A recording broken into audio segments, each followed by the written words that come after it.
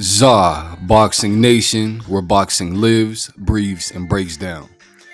Big news today. Turki Alalshikh just announced that if Chris Eubank Jr. and Conor Benn are both healthy and in good spirits, the rematch could happen in September. Now listen, that first fight was legendary. It was legacy defining, but it wasn't fair to Chris Eubank Jr. He was drained down to 160 pounds, and that's not his natural weight. 160 was the biggest and best he's ever looked. It gave him every advantage, and if this rematch happens, Chris Eubank Jr. must take control. He's the clear A side now, and he needs to set the terms.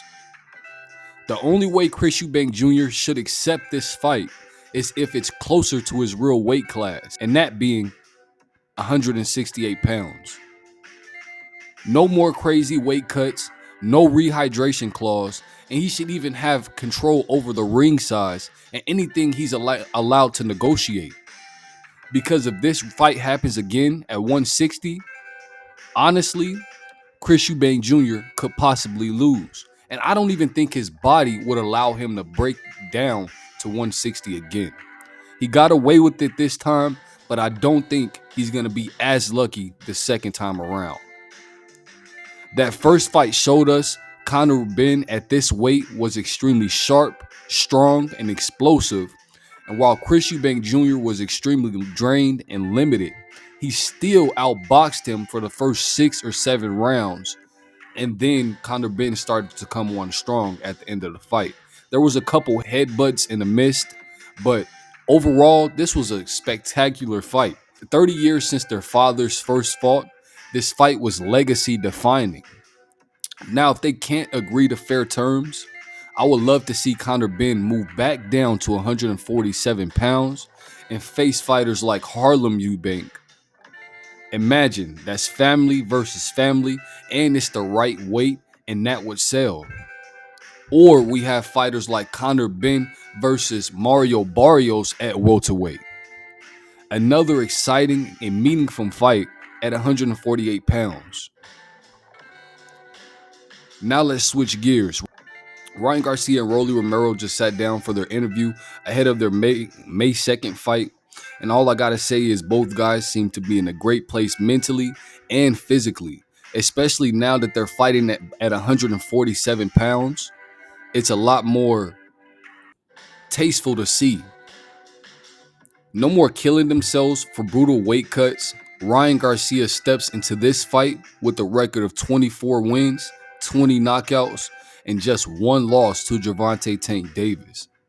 Romero comes in with 16 wins, 13 knockouts, and 2 losses.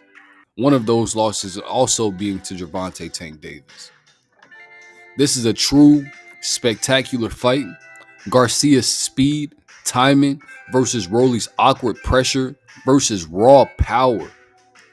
I believe that Romero is the harder puncher in this fight. Hence, Gervonta Tank Davis saying that Romero is the hardest puncher he's ever faced. I expect fireworks on this night. So let me know what you guys think about all of this in the comments. Listen, the May 2nd card is absolutely stacked. We have Devin Haney versus Jose Ramirez at welterweight. That's a legacy-defining fight as well. Jose Ramirez is still a game fighter. I don't know if he has the skills to match someone like Devin the Dream Haney, but still a great fight nonetheless. This card is completely stacked. We have Devin the Dream Haney, Teofimo Lopez, who's defending his WBO super lightweight title against Arnold Barboza. Top to bottom, this is one of the best cards we've had all year long. Every single fight could be a main event in itself. Let me know what you guys think about all of this in the comments below. Should Chris Eubank Jr. force Conor Benn to move up to 168 pounds? 165, 168?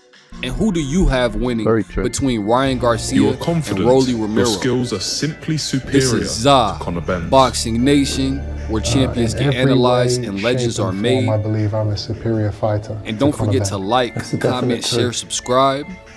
If you're new knockouts in here, his 16 fights. keep your hands I up. spoke to Jesse and I'll Vargas, catch you in the one of next the top 10 welterweights in the world before the fight. He's here for one of the announcing teams. Good hook! And Rodriguez.